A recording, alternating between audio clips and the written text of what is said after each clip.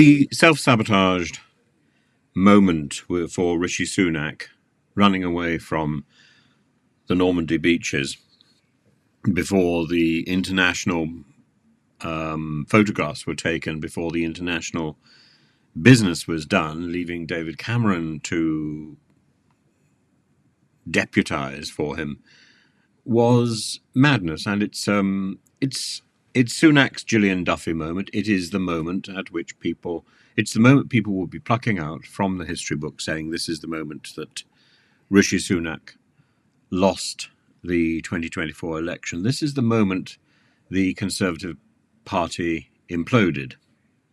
And I don't think there's recovery from this.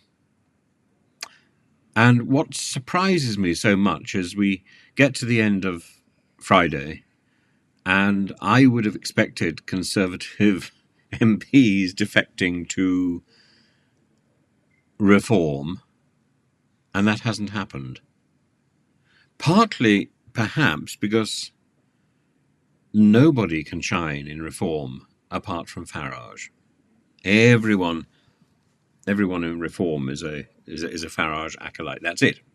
Even Lee Anderson.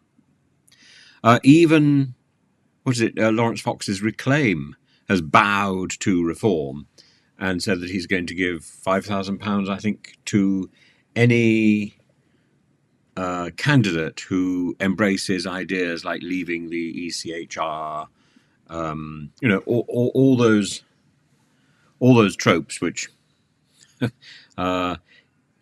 he would say these are open to any former MP who's standing for re-election, who of any party. Well, it can only be of very right-wing Conservatives or Reform. That's the only parties who will embrace those four propositions.